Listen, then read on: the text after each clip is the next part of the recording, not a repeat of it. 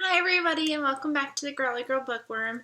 So today I have a wrap up slash little bit of a discussion that I kind of want to have on this video, on this channel. I'm sorry I've been missing for not even about a month. It's been like half a month. I just feel like I think I might be taking a break from BookTube. Not because anything serious is going on. I just feel like my reading has slowed down dramatically. I feel like I just don't produce the content that I wish I could.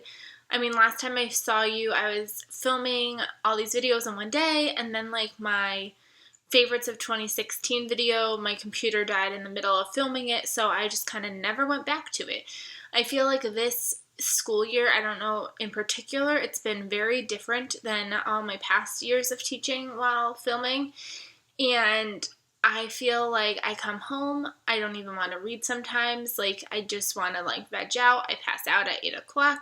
I don't feel like I come home and I look nice enough to get in front of the camera because I'm just exhausted. I just feel like YouTube has almost not become, like, a job, but I feel like I just don't have the energy enough to, like, get in front of a camera. Even if I was like, I'm going to film on the weekends. Like, yesterday was Saturday, and I probably could have filmed, but I was kind of like, nah. So I don't know if I need a break and then like a break enough to come miss it and come back. Like, I've been watching videos. Like, it's not like I haven't been on YouTube. I've been on YouTube. I've been watching videos.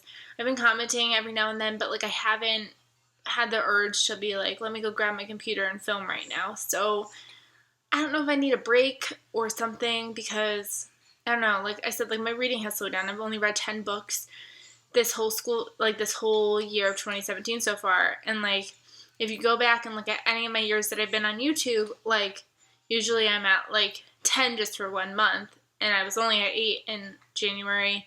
I know past years I've had like 20 books read in January, I've had 18 books read in January, and to only be at 10 right now is really kind of stressing me out. I know I'm technically able to meet my reading goal of 100 right now. I'm apparently one book ahead. I don't know how that happened, but I don't know. I just don't feel right now. So I'm thinking of taking a break.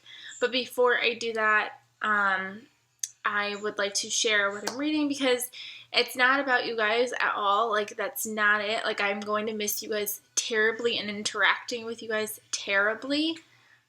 I just feel like I need to do this for me right now. But I will definitely miss everybody if I do decide to take a break. But who knows? Maybe after I say this, I'll get kicked back into gear. Who knows? So one book that I'm kind of like currently reading, I started it, but I don't know when I'm going to actually finish it, is The Secret Keeper by Kate Morton. I made the mistake of knowing I'm in a slow reading stage of my life right now to pick up a 500-page book.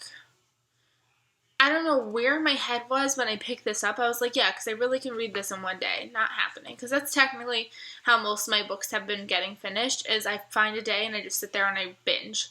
That's my reading habits lately. So obviously I couldn't binge this. I got to page 50 and then I stopped. It was really good so far. I think I need to be in a different mindset for this. Oh, before I get any further, I don't have it on me. I think it's in the washing machine right now, but I got a package from Morgan Matson this week. It was from when I pre-ordered The Unexpected Everything. I like filled out this thing and I like totally forgot about it. I got this package and it was like from a publisher like kind of thing, and I was like, what the heck is this? It felt really soft. I was like, there's no way this is a book. And it turned out it was a shirt with the characters' names on it. I'll have to show it in another video at some point. And then it came out with a letter, like, apologizing for it coming late, and the letter was signed by Morgan Matson. Like, that was stinking cool, especially when I forgot it was coming. So that was cool and exciting this week. I already wore it, that's just why it's in the wash. It's really, really tight, so I probably shouldn't have washed it. It should probably just be a shirt that I just never touch, but it's okay. So I have 5 books to wrap you up on. Like I said, all of these basically were like sit in one sitting finishes. This is The Last Year's Mistake by Gina Choka, I don't know. This book I just picked up on a whim. I think it was like, is this the snow day read? I think I read this on a snow day. It could totally be wrong. And this follows this girl, and she is in this town, like she meets this boy over the summer, and then something happens and goes wrong, which kind of, she's like upset with like living there, and then her dad is like, let's move because I got a new author position, like I could publish my book, like let's move. So they move, and sure enough the boy follows her, and it goes from alternating perspectives of like the before she moved and like the after she moved, which was kind of cool. I believe I gave this book 4 stars. I feel like it's been so long I don't even like remember. The ending was a little silly in my opinion. I just felt like none of these characters deserved anything at the end. I really didn't like many of these characters. They were kind of annoying. But I did like that the author kind of put in a little twist when it came to her character.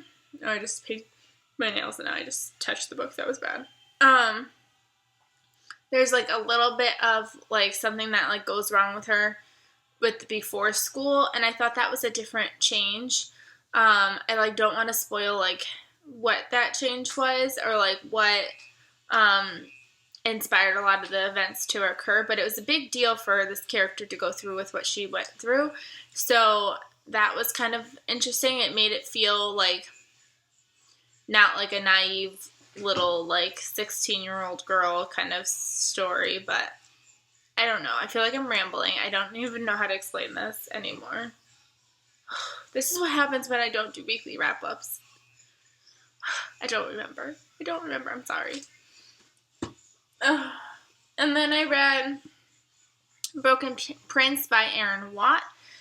This is the second book in the Paper Princess trilogy. I gave this book 4 stars. This is still dirty romance that I don't understand why it's labeled as young adult, but then I realized I think that you can only buy these books online because I desperately wanted book 3 right after I finished this, and Target doesn't sell it in stores. It was in no Barnes & Nobles anywhere in the next like 60-mile radius.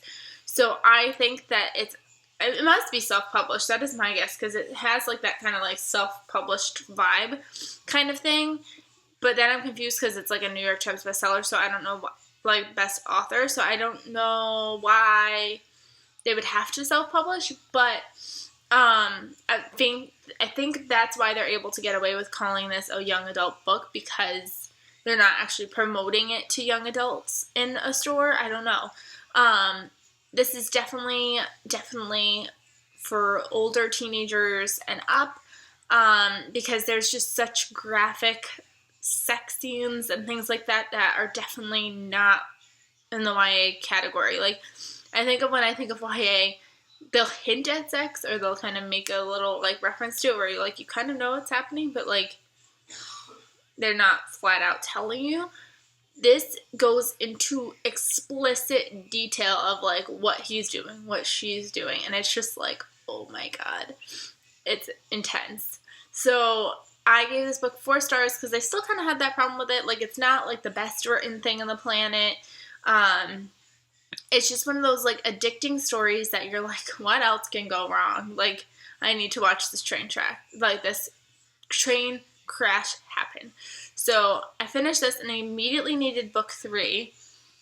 So I I ordered it from Amazon and got it 2 days later, and that was Twisted Palace by Aaron Watt. And I read this book like immediately once I got it. Actually, it wasn't immediately. I think I waited a day or 2, and then I binge read this one and gave this one 4 stars. And I feel like the story just doesn't feel finished. Like, I feel like there needs to be more to the story. I don't know. Like, I feel like I don't have enough of them yet. Like, I feel like I still want to keep following them in the future. So, never know. They might keep writing eventually. But the story did have a definite ending. Like, it definitely felt like it ended. I just feel like I would like to know what happens in this future. And then this book took me, oh my god, I want to say a week to get through. it was really disappointing, that's for sure. And that is The Sun Is Also a Star by Nicola Yoon. This is my book of the month pick, and I wasn't crazy about it. I literally went into this really knowing absolutely nothing other than, like, everybody kept raving about it on BookTube, and this was, like, the only book that I recognized for that month, so I picked it, and it's gorgeous. Like, the cover is simply stunning. Like, I will never be getting rid of this book, even though I gave it 1 star. This follows a girl named Natasha and a boy named Daniel. And Natasha is Jamaican, and she is in the United States illegally.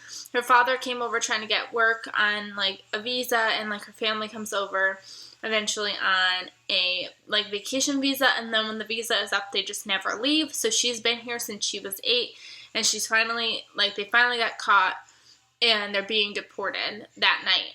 And it follows that day that she's about to get deported, and she's, like, running all around New York trying to, like, save herself and her family from getting deported. It follows Daniel, who is this, he's Korean American. He was born in America. His parents are immigrants. And he has an interview with Yale that day. And so fate decided that their paths were going to cross. And Daniel falls very hard for Natasha, and he tries to convince her about, like, falling in love, because she kind of doesn't believe in falling in love, and it kind of follows their adventures throughout the day, and leading up to, obviously, the big interview and, like, the big moment of, is she going to get deported or not?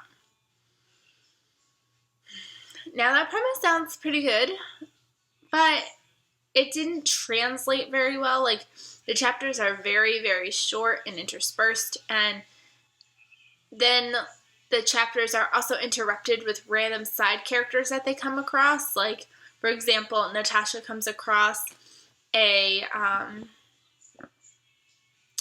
what is it called? A security officer, and the next thing you know, the next chapter is, like, the security officer's point of view about something. They also have, like, chapters about, like, fate and, like, science, because Natasha is very sciencey, and so, like, it kind of intersperses chapters about that, and I don't know, I just felt like it was very disconnected and choppy. I couldn't connect to either character. I didn't care about what happened to either one of them. I didn't like either one of them. I felt like Natasha was very robotic, and I just didn't like her very much. She was very rude, and I just didn't like, obviously I feel for her situation, but, like, I just didn't like her. And same thing with Daniel. Just didn't really like him. I felt like he just irked me and bothered me so much. And then I knew that people were saying that they felt like the ending, oh my god, the ending, I'm crying, blah. And I just was like, okay, that was awful, and I closed the book. Like, I didn't feel sad, I didn't feel upset, I didn't feel any emotion whatsoever in this book. I don't know how I missed it, but I couldn't connect to it, and I unfortunately had to give it 1 star, which was really sad, because The Sun Is Also a Star, and I only gave it 1 star. And then, yesterday, after I finished that, that took me all week, and I finished it yesterday morning, I finally picked up another book, and I finished this all in 1 sitting. This is Our Story by Ashley Elston. This book I found on the Space Chicks channel, and this follows, there's 5 boys, and they decide to go into the woods to go hunting, and while they're hunting, they hear a gunshot, and they start running, because they heard, like, the flop, so they thought somebody shot a deer, and they come, and their friend is dead, and obviously, one of the boys had to have done it, or was it all of them, or was it a conspiracy? We don't know. So then it follows this girl who works for the DA's office, not the DA, the prosecutor's office, that the DA kind of hands the case over to. And her mom works there, so that's why she's working there, and her friend works there. And so she almost takes it on herself to try to figure out, like, who killed this boy. And I gave this book 3.5 stars. I actually really enjoyed it. It felt very slow. Like, for 300 pages, like, I don't know if the font was just tiny, but like it felt very long. Like it took me a while to read it. I really liked the parts where like it intersperts and like you could hear like, well, you can't hear it, but you could see like the tapes of them being interviewed and like how she interjects, because the man can't really see too well, so he's asked her to kind of like look at their facial expressions, look at their body language to see who's guilty, who's feeling guilty, who's not feeling guilty, etc. And I felt like for how slow it was, the ending came with a whirlwind. Like I feel like before I know, all of a sudden it was over and I was like, wait, what? And then I felt like I didn't really get to know the boys. Like I saw her journey through this whole thing and her little like love story in here, but I felt like I didn't get to know each boy. So when I was reading this, I couldn't really pick who did it because I felt like I didn't know each boy individually. I couldn't tell you anything about any of the boys really. I felt like I didn't know them enough to like decide like who did it. So I felt like I just knew them as like the group of boys and I didn't know them as like individuals. So like the whodunit at the end was kind of like, okay, left field, here we are, like out of nowhere, here's the answer. So I don't know, I felt like it was decent. I would definitely recommend you guys check this out. It was definitely unique with the type of murder too, like that went down, like hunting, like these boys hunting, and you know, I thought it was cool. So that's that. And that's all I have to share with you today. This is actually a longer video than I've made in a really long time, but I did take a long time explaining things. So hopefully I'll see you guys soon. If not, I hope you guys have a really great time period of this break. Read lots of great books, and I will see you guys at some point. Bye, everybody.